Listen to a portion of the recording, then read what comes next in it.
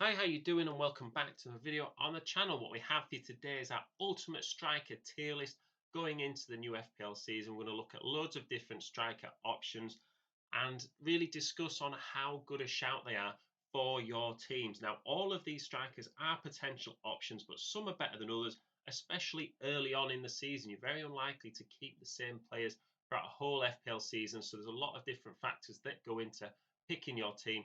We're going to look at that today. If you are new to the channel, please do like and subscribe. The support as we grow from a small channel into a bit more is really appreciated. So if you can help with that, that would be fantastic. Let's take a look at the tier list. So just to explain the tier list briefly, we've got four tiers here. The bottom one, at a push, what that means is, there's not, if you're kind of stuck for options, there's a few sort of red flags around these players. If you really put a lot of effort into trying to convince me, I could maybe put them in my team at a push. The next tier up is give me a week or so. So what that means is that there's maybe a few different things we're not very sure of with these players involved, whether that's sort of form, injuries, potential transfers, maybe the team is a bit of a going through a bit of a mixed time at the moment in the pre-season. Maybe we just need a bit more time to look at those players and see how the dust settles. The next tier up is can't blame you. These guys are great options. I can't blame you if you put them in your team because they'll score you points. And the top tier one is you won't win without him. What that means is that if you're a serious FPL player and you're looking to get in a top 10k, top 100k rank, you probably won't get that rank without these players, in my opinion.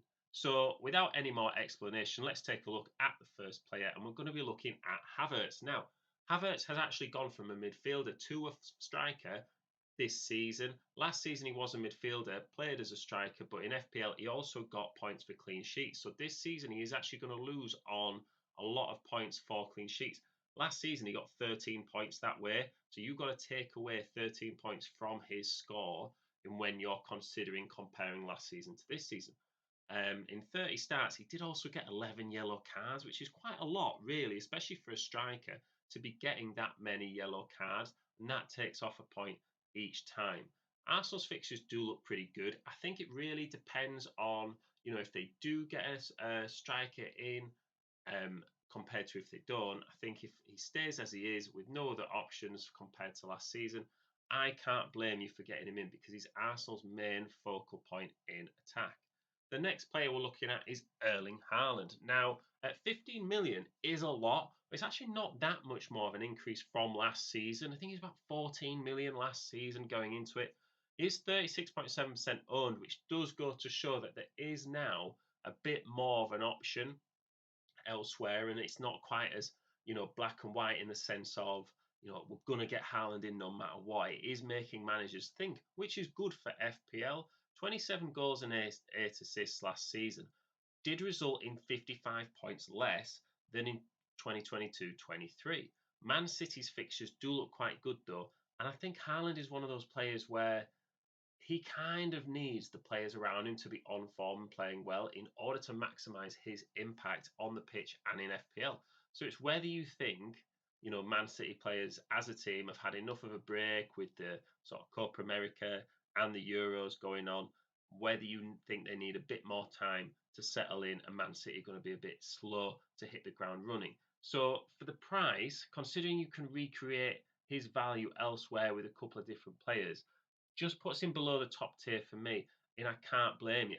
If he was 14 mil, around that price, I think he would be in the top tier. It's just the price that's putting me off putting him in top of that list on there. So the next player we're going to look at is Jean-Philippe Mateta from Crystal Palace. Now, at 7.5 million, he is half the price of Haaland, and he only scored 50 points less last season. A lot of those came towards the end of the season, though, and whether that can be recreated for a full season remains to be seen. Crystal Palace do have a bit of mixed fixtures going forwards, and he is currently playing in the Olympics in France. So whether he is going to be a bit tired from that or whether that's the perfect pre-season remains to be seen. And another thing is whether Crystal Palace keeps selling players. They've sold Elise already. You've got Eze and Gehi who are still on the transfer list a little bit, likely to move. And give me a week or so with him, because if Crystal Palace are able to keep those players, he is a much better option than if the squad gets a complete overhaul. The next player we're looking at is Ivan Toney, and at 7.5 million is the same price as Mateta, and you could actually get Mateta and Toney in your team for the same price as Haaland. So who do you think is going to score more, Haaland on his own or Mateta and Toney? And even if you did get Haaland in, you'd still need to spend at least 4.5 million elsewhere to get in another striker in order to fill that slot. So it's really, you know, Toney, Mateta, and 4.5 million, or Erling Haaland. I think when you put it like that, you do look at these different combinations a bit differently. He didn't really hit the ground running once he came back from his suspension last season. And it kind of depends on a transfer as well. I think if Ivan Toney can get a move to one of the top clubs, maybe a Spurs or an Arsenal, that really does change how we should view him compared to if he stays at Brentford. Brentford are like a top 10 ish, 11th, 12th in the league at best sort of team. And whilst he's the main player in that team, he's almost outgrown them, I think.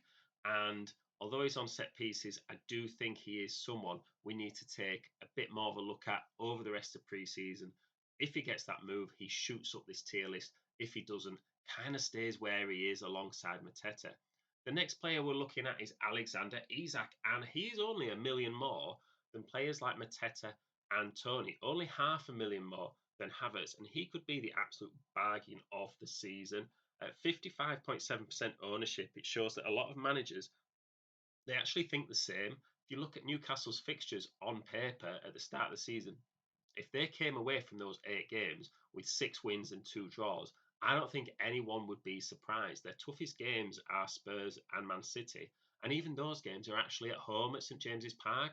So I would say Alexander Isak is a pretty good option, to say the least. 21 goals last season in 27 starts. Did only get 23 bonus points, which you would like to think as your main player for your team, you'd be getting some more bonus points than that. It kind of averages like a point a game, which sort of tells me he's scoring a goal a game and not doing much else, getting 1 bonus point, which for consistency's sake is pretty good. It shows that he's scoring consistently rather than getting, those 21 goals in 7 hat tricks, say, and then he'd get, bonus points for each one of them. It's a bit more spread out across the course of the season.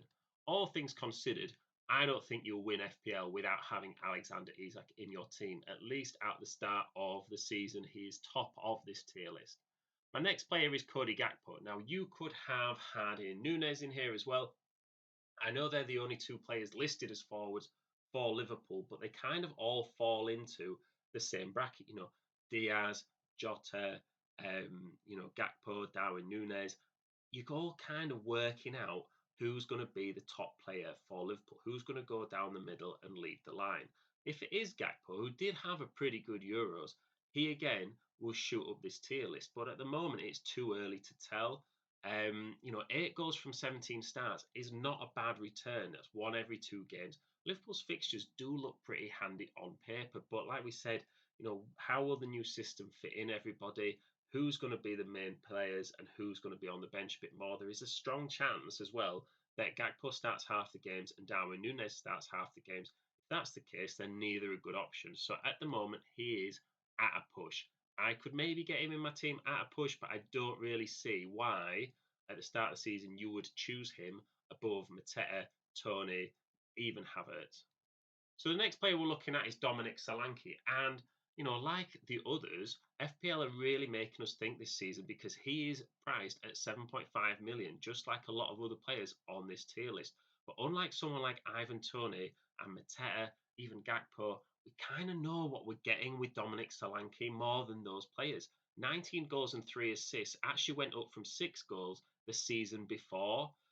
37 starts for Bournemouth. And, if Solanke stays at Bournemouth, there is sort of rumours of a potential transfer. But if he stays at Bournemouth, I'd be a lot more solid on him than I would be if Toney stayed at Brentford.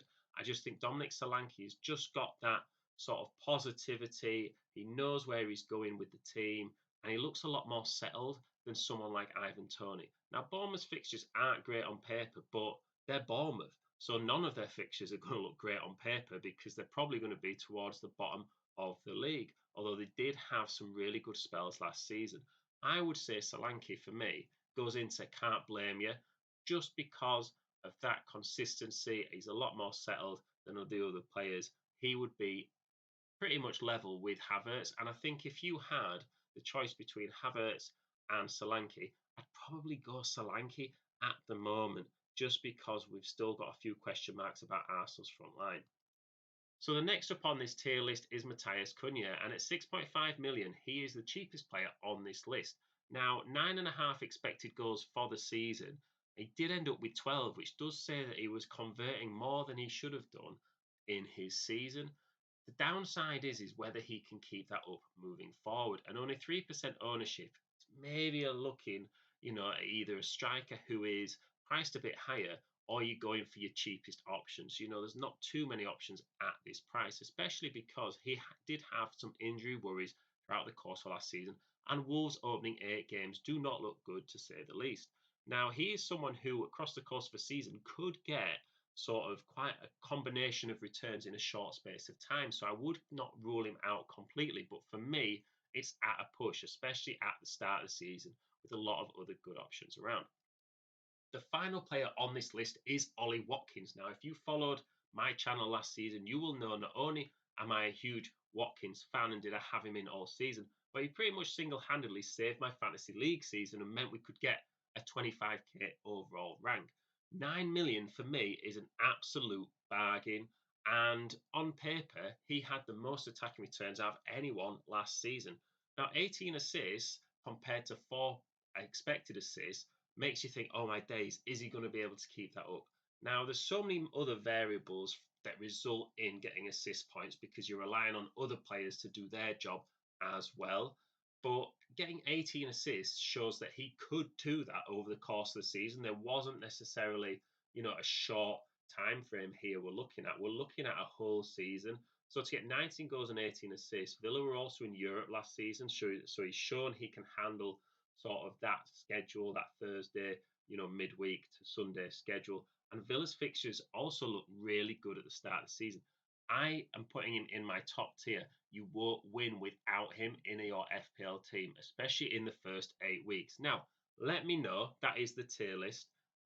If I've missed anyone off, or if I've ranked anyone in the wrong place, there's obviously sort of sections to each tier in the sense that you'll probably put Haaland above Solanke or Havertz. There's no real doubt that he will probably score more points than those players.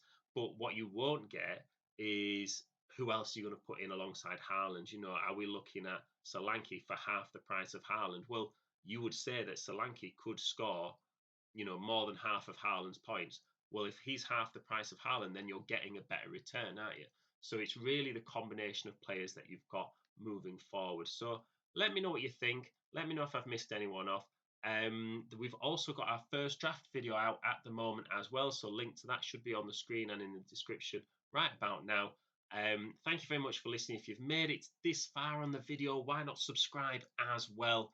It really supports the channel moving forward, and I will see you in the next one.